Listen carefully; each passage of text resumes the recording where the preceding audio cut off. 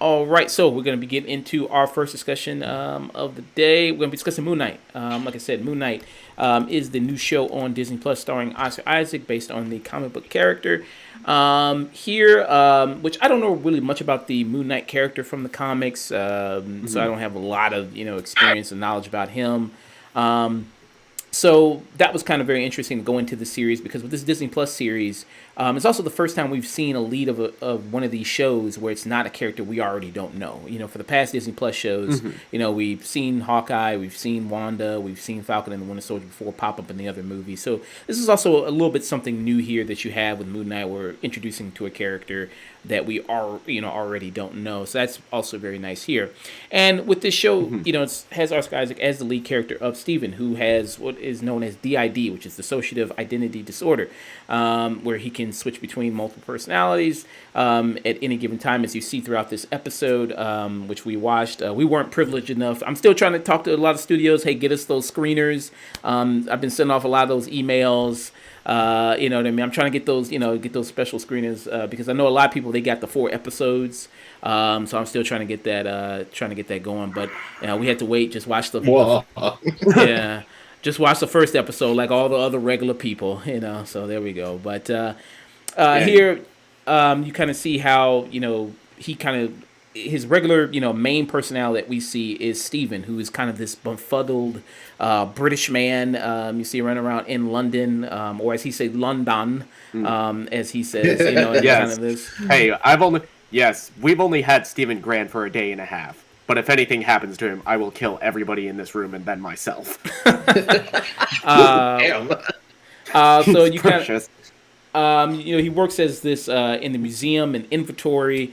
And you kind of see his life. What he does, chains himself to the bed because he's prone to just kind of bursting out and doing kind of things when he's not conscious of those situations. And so you kind of see throughout the episode how he switches between them. We have kind of these different moments, which is kind of very cool to see. I mean, some really interesting action scenes that happen in this series. So I'll just kind of go around, get everybody's kind of general thoughts. Nick, what were kind of your thoughts about coming into this episode? Okay, my thoughts coming into this, I'm not familiar with the character Moon Knight, really at all. Most of my exposure to him is playing Marvel's Ultimate Alliance, and he was one of the playable characters. My layman's knowledge of him, he's basically, what I was told is he's essentially the Marvel's version of a character like Batman. Where he is kind of like this caped vigilante, mostly hunts at night, has a cool costume, and stuff that he pulls out of his chest. Yeah. Ali made a good point. He said that most people just know Moon Knight from the memes. Yeah, the random bullshit meme. Pretty much. That's where you at, Dracula? You big fucking nerd. Yeah, I mean, most people know him for that because, the whole kind of gimmick with Moon Knight is he's granted with the powers of an Egyptian moon god. I mean, and he, kind of becomes this character that you see, dressed in all this white and with the hood. Bold move to go with the pointed hood. Bold move for them to keep that in there. I admire that. Pointed white hood. Yeah. Hey, it's not pointing up, so they got deniability there. Yeah. Exactly. You can see pointed hoods on Fox News, by the way, on a daily basis. It's more Assassin's Creed than KKK. So he's in the clear. Yeah, very much so. Reese, what were kind of your thoughts about this episode and coming into the show and kind of watching it? So far, so good. I'm also not all that familiar with the character. I know of him, but again, it's just mostly the memes that I've seen, so I kind of went into this with no expectations and didn't have that much of the previous lore going into it, so I really liked it. I love Oscar Isaac anyway, so I was going to watch it regardless. But I think his accent is pretty jarring at first, but then as the episode progresses, you kind of get used to it, and it's like, okay, this makes sense for his character and what he's doing. He's really great with acting with his body. Like, his face can be facing one way, and then his arm is like back here doing something else, and it was really good control. So that was interesting to watch. Ethan Hawke, I'm not sure who he's supposed to be again. Is Arthur Harrow? I'm not familiar with that character at all. But I thought he was good so far. He's just kind of like that stoic, very one note type of villain. So I'm curious to see like what the extent of his powers are. And Donna, we gotta talk about Donna. Because she's acting like she was such a bitch for no reason. Yeah. like you don't also work in the gift shop. Yeah, no, she's damn near the second villain of the show. Like, it's kind of insane how terrible she is. Holy cow! I was like, calm down. But yeah, it's interesting so far, and I like where it's going. So I'm looking forward to seeing how the different personalities kind of play into the story, and how it ultimately ties into the MCU as a whole as well. Okay. Hunter, you're a comic book guy. You know a lot about that stuff. Do you know much? I am. Now, do you know much about Moon Knight? So I've actually read a decent amount of Moon Knight. Like not a ton, but I've read a good amount. And Moon Knight, they're actually never mind, that could be a spoiler, never mind. Where the character could go, I'll simply say is very interesting in the way that he relates to other characters, because he does have run-ins with Doctor Strange, which are really fun. Whenever him and Blade interact, I like my nerd heart's always just like, yep, give me more of this. Because if I could get Mahershala and Oscar Isaacs in the scene together, come on, Marvel, can we do that, please? but I have a decent knowledge of the character. So far, I think the run was like 2 or 3 years ago, but they're drawing a lot from one of the more recent Moon Knight runs, as far as how the look and the costume, especially. Yeah, more especially the costume. Yeah, there are definitely multiple variations of the costume. I'm happy they went with this version. I did mention earlier I got to see the first 4 episodes. Yay! And I'll simply ooh la la! Ooh, look at you! Oh wow! Ooh la la! Oh, look at you with your bougie ass! Right. But I will say, for where the show does go, Ethan Hawke scares the shit out of me. Like, he's a genuinely like creepy fucking villain. The first episode, the first image we see of him is putting glass in his shoes and just going like, all right, cool. And I'm just sitting there going, please don't do that. Fuck. Like, like that shit. It's like, oh, that's fucking terrible. But his reach, as far as how he has his followers and everything, it's quite fascinating to see how he interacts with people. It's very Manson-ish, and as the show goes. I think you kind of described it. Ethan Hawke, he's pulling a lot from his performance in something like in like First Reform, yes, and also a little bit of like Jim Jones or Charles Manson. Yeah, because it's the way they do, like, and they don't beat you over the head with it, but there is definitely that, kind of religious aspect to this, as far as the cult aspect of it. It also ties into something that Nick and I have talked about at length, like, white people, leave these fucking sacred tombs alone. Like, don't go digging for this shit, because there's nothing good for y'all to find, because you released some shit. But the way that Oscar Isaac plays Steven is fucking wonderful. He's like charming but weird. He's almost like Hugh Grant without the stutter. Like, he's kind of just like hapless, but in the best way. And when he does flip to being Mark, you just feel for the dude, because he misses this date because he's 2 days late? Yeah, 2 days. He's like 2 days late to a date, and it's heartbreaking. Yeah, and you're like, I just wanted to give him a hug, man. Yeah, honestly, like the most unrealistic thing about this show is that a woman would see restraints on Oscar Isaac's bed and not like, and not just immediately sit down. Like the whole concept, the concept that she's terrified by it, I was like, bullshit. Like Oscar Isaac is like one of 10 dudes in the world that could get away with that, and a girl wouldn't go like, oh, cool. Like, I mean, honestly, let's be real, guys do, but he's amazing in the show. Like when he does have to flip to being Mark. His demeanor changes, just the way he stands changes. There's a lot more swagger to him. Near the end of the episode, you know, he stops just short of going, motherfucker, do you want to die? Like, I'll save us right now. Like, stop being a punk. And I was shocked we got this suit the first episode. Like, that was something I was like, really? Okay. And yeah, I think I called it that one trailer of him just laying into that like werewolf or that jackal and him walking towards the camera. I called that was going to be like the end of the first episode. I called it. You did. I do remember you saying that. So kudos. But it's a great final shot when he just comes towards the screen. I was like, oh fuck, okay. But it's good. It's really good shit so far. The way that you see Mark in shadow and like the way he looks at himself and like things that have reflections and things like that. The show does a really good job of always making you aware that Mark or Steven is there. And, like it's really well done just from a camera perspective. Delsko, what kind of your thoughts? I like many. Our introductions to Moon Knight was probably from Marvel Alliance. That's probably the first introduction to many people outside of comics. I do know a little bit more because I find different religions fascinating, so I do know some stuff about Egyptian mythology, so Moon Knight kind of was like, oh, this is kind of an interesting character. I might learn a little bit more about him. Yeah, he's kind of like a Batman who just doesn't mind killing because it's like, well, them's in the rules. Stab. Yeah. You defile sacred crypt. Stab. My God needs you to do this. Stab. Like, oh, dealing with the X-Men.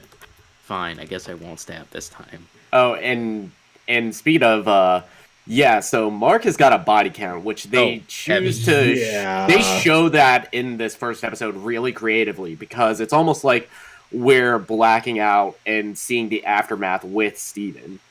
It's also more intense, actually. It was actually a very clever use of a... you don't have to show... That's why it's a great show, don't tell. You don't have to show just the end result and how painful and how violent it must have been. It's almost better than if they had just tried to choreograph and show it. But it does make up for the end of the first episode where he beats the crap out of that thing, and you just feel as violent and almost feel bad for the thing following him. You almost feel bad. It's basically another meme. It's like, call an ambulance, but not for me. Exactly. I can say, without getting too spoilery, the aftermath of that is fascinating as far as how like everyone is like, holy fuck, this bathroom's destroyed. Like, what the hell happened? Yeah. Like, because, he fucks that bathroom up. I was like, god damn, that sucks. Like... but yeah, I've watched a few pilot episodes for series so far, and a lot of them don't understand that you need to have a semi-relatable character or story, or at least a setup to that then carry the rest of this series forward. You have to pick one or the other. You have to pick something. And Moon Knight chose wisely. We're going to try to focus on on Steven and his little life and kind of the weird things that kind of going on with him.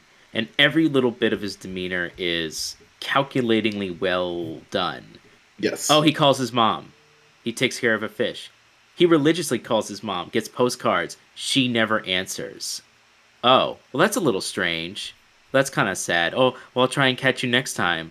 And then he goes in. His boss is mean to him for no reason. Like, but he does show up late all the time. But he has yet to be fired for some reason. And it also is the way it is, his condition. It's not his fault, really. Right. At all. There's more kind of wilding out in his body. True. This is like one of the few jobs he could probably get, and I understand probably the reason he doesn't get let go is legitimately because of disability. Where he's just like, well, like, that's what you got when I signed up. Not that he couldn't just be a tour guide, honestly, because you just walk around. So that's my big. I don't even want to say issue, but that's what makes me hate her the most. Is because he's rattling off these facts that I'm like, wow, okay. And she's like, oh, you think you could go ahead and be anything more than working in the gift shop? I'm like, bitch, you have this fucking resource, and you're just like, no. And like, and it's also like, bitch, you also work in the gift shop. Yeah, it's like, where do you get off? And it's really like it's maddening because that's such a real world thing. Like you think about all the people who have just so much untapped potential. It's like, no, you stay in your box. It's like, oh my fucking god. But yeah, it's like even when he first shows up, he's shown completely the opposite. He has actually good rapport with a kid. You think that's his job right from the beginning. It's like, hey, don't defile stuff. You know what they did? They used to do this and this, and then she's like, hey, get over here, you idiot. Why don't you take care of this, you dummy? It was like a Three Stooges almost. Like she might as well have just like cussed him out. It's like, get the fuck back to the gift shop, you. Which you know this guy has this disability, and you're that much of a bitch to him. It's like, goddamn, like you understand you're not helping. Honestly, if he was know what the way these shows have kind of gone, where you think one character is the main villain, and then they'll pull the rug out from you by like the 5th episode. I wonder if she's really the fucking big bad of this. That would be fantastic, honestly, if she's the one who like went to Egypt and unearthed all this shit. That would be amazing because you would also be hilarious knowing wink wink some things about Moon Knight. What if it's just like all in his head? That would actually make me laugh. Yeah. That's just a subconscious thing, like keeping him down. Mark created it to like, no, you need to feel bad about yourself so I could control. The locations so far, you can spend all the money in the world. You can spend all it on CGI. But if you don't have a solid premise and you don't have a decent character and hook and characters and environment and themes, you're not going to get it. And already in one episode, I'm like, okay, I'm sold. Like, what, 10, 15 minutes in? I'm like, as soon as he transports to another place, and he's just like, and they do that first, oh, he's slipping, and then he comes back, and everyone's dead around him. I'm like, all right, we're good. You could just keep doing this for the whole show, and just him finding creative ways to have those little moments. You don't have to show a single fight scene, and just the end result, I'd be totally fine with. Yeah, and the constant beratement that he gets from Khonshu, who's here voiced by F. Murray Abraham. Yeah, who I didn't think we were gonna get. Is a great choice for that character. I didn't think that we were gonna get Khonshu speaking, and he's hilarious. It's like, he's great. Good, the idiot's back. Yeah. I mean, and the thing is, he's not wrong, but Steven is just in this constant state of what the fuck is happening around me. So you get why he's frantic, but Mark is also the one that has no fucking soul. So when Steven wakes up, it's weird how both personalities are right, but they're like wrong, but it's the circle that keeps them both kind of coming in and out because Mark is insane. There is this point where Steven is where we get introduced to Ethan Hawke's Arthur. There's this point where, he says something and everyone kneels. Steven doesn't. He's like, oh, balls, okay. And then it ends up leading to a whole chase scene where he blacks out, wakes up, all these people are dead around him. He gets in this small-ass ice cream truck, and essentially, and it turns into a whole chase. But then he blacks out again. He's shot a guy, and you're like, Jesus Christ, like, what is happening? But whenever Mark takes over, nothing good is ever, like, happening. No. Like, someone's always dead, and you're just like, well, I get why Steven's like, no, please, like, go the fuck away. But if Steven was in any of these fights, he would have been dead like five minutes in. We'd have no Moon Knight. So. Honestly, even in the first episode where he's holding on his hands and saying there's chaos, I like that the pendulum, the scales are. It's just an infinite influx. Yes, because Steven's a genuine good person. He doesn't want to hurt a fly. He's a genuine kind soul. And then Mark legitimately has no soul. He's just an embodiment of being a servant of the god, and he will commit any sin as long as it fits within those prerequisites. He knows he doesn't care. He has no soul to judge. So he's like, man, whatever. And then poor Steven just has to be along the ride. Just like, oh no, don't make my body do this. Stop, please. Well, it's weird because even fucking Ghost Rider on occasion will go, maybe this is wrong. Mark is like, oh, I could give a fuck. Like, as long as Mark has killed someone, he's like, cool, I'm awesome. But it is fascinating that juxtaposition between the two of them. And I'll say the more the show goes on, the more you do get to see more of the action beats, and the more that I like, especially in the costume, because I was a little worried because the costume, like, you have to pretty much CGI the costume for how, it's supposed to move and all that. But the way it does move in longer running action scenes, I went, oh wow, this actually still works. So I'm excited for y'all to keep watching, because where episode 4 ends off, it's like, what? And I mean that as like a compliment. Like, Nick, I look forward to you, special like, what the fuck, Hunter? But it's one of those things, though, that as the show goes on, Ethan Hawke gets darker. We get to learn more about each personality. His partner, whose name I'm completely blanking on right now. Thank Layla. you. Yeah. So I have a theory about her, but I'll kind of save that until like we're when we catch further up down the road. Yeah. Because she could be really, if it's who I think it is, it could be really important. But I really like how they interact too. Like, even from the first phone call, she's like, dude, what the fuck? Where have you been? And there's a genuine sense of panic. Like, so it's like, oh, she clearly gives a shit about him, but we don't know in what context. But I really like how they're set. The pieces are set up very well from episode 1. It's my second favorite Disney Plus pilot for an MCU show outside of Falcon and Winter Soldier. I love this pilot, and I can't remember who brought it up, but shooting on location does help, and they actually shot in Hungary. And so again, as you see more of the show, it is one of those things where you're like, wow, they really did put the money in to actually go to these places. So it has that, Memento, Mummy, National Treasure kind of feel for it, and it really is working, which is awesome. Especially that one moment where he's trying to stay awake. It's such a very good hypnotizing moment, using audio cues and repetition, and you get in a kind of similar trance. And then when the change happens, you're like, oh, okay, I get it. It didn't have to go long for you to get the message of this is the kind of cycle he's been going through. Yeah. The show moves quick. Yeah, it does. With the first episode, you kind of think, like Dust said, it does a great job at introducing you to the character. Really, I think if you had to say pilot-wise, I think this is one of the best ones that they've done so far with the different MCU shows. And then to see Oscar Isaac, kind of, go between and doing physical stuff. It reminded me a lot of Upgrade, the way he was really moving his body. Oh yeah, exactly. Yes. Oh, that's a good call. Okay. Which was very good. I thought he was very good at that. The interesting stuff with the action scenes, how he kind of does go in and out. F. Murray Abraham as Khonshu, who is the moon god, I think very good choice. I think his voice is very distinctive and very humorous. And then Ethan Hawke, as the villain character, looking to see what he does more of throughout the show, and to see how much of a threat he becomes.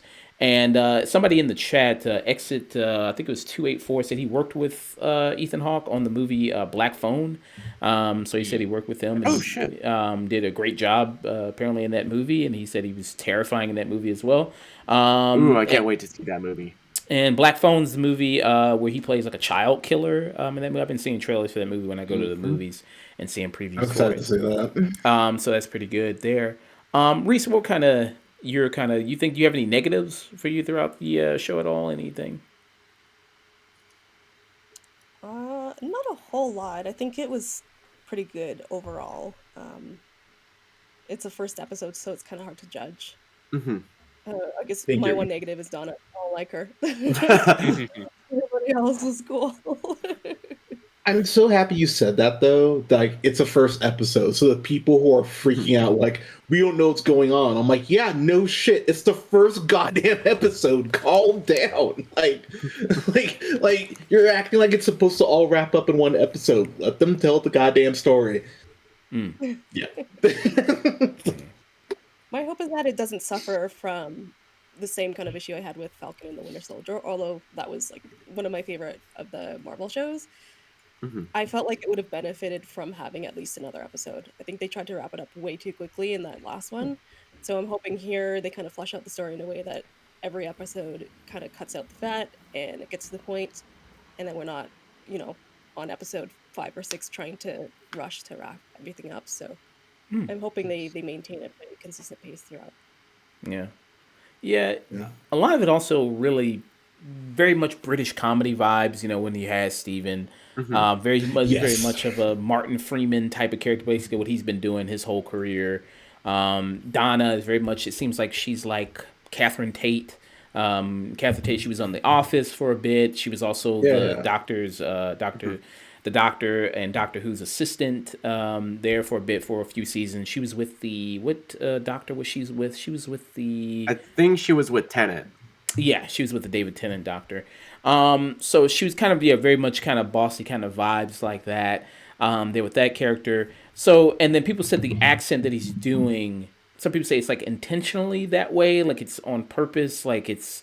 So I guess if this is a person who maybe does have DID, maybe it's a person who is doing a British accent of what they think a British accent should sound like. You know what I mean? I could totally Maybe. bought that too. It totally works. You can totally buy it as him just trying to act normal, just trying at all. Yeah, yeah. So maybe that's the reason why it sounds the way it does and why they put it in there. So that's very interesting as well. Nick, any negatives for you with this episode? Um, Again, not too many. Again, it is just the first episode. I do kind of wish Disney went with the theme release strategy they did with Hawkeye, where they gave us at least like the first 2 episodes to give us more of a sense of where the show is going. But I think where it cuts off, it's the perfect cliffhanger to get me excited for next week. Okay. Hunter, any negatives? Like, no, not really. Yeah, it's really hard to just judge a first episode unless it just really pisses me off. Like, it's just hard to. And yeah, I mean, I'll say that to Nick's point, where they leave the end of the first episode, it's a great like hook. Like, oh shit, what? Like, so, and I like where it picks up from episode 2 as well. But yeah, I really just dug this all around. I'm looking forward to seeing the rivalry like fleshed out more and seeing like hear more about just just the whole character anthology and everything. So I'm really excited to see where it goes. But it's a great hook for first episode. Yeah. Negative wise, I know that Marvel comedy, Marvel humor has always been like a sticking point with some people as far as negatives with all this MCU stuff. As far as like, will they force a lot of jokes and things like that? Do you think any of the jokes in this felt forced or felt like the humor felt forced or anything like that in this? No, not at all. Not really. Okay. It's more dark humor this time around because a lot of it is Steven not knowing what the fuck is happening, which is like kind of funny, but in the way that like a sad clown is funny. It's like like it's not really funny, but it's enough humor that when you get the more kind of slapstick stuff, which is only like a couple of those. Like there's one where Steven's kind of running from one of the creatures, and it's kind of funny. It's a little slapsticky, but it's not like Three Stooges slapsticky. So it's like I think it walks a really good line. But the fact that it is kind of more dark humor was a pleasant surprise, given the subject matter and everything. Because if you're not writing this well, his disability could come across like they're making fun of it, which is a really tough line to walk when you're dealing with characters in that way.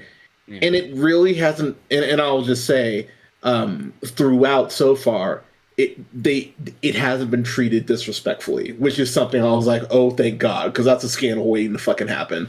But yeah, no, the humor so far is definitely working.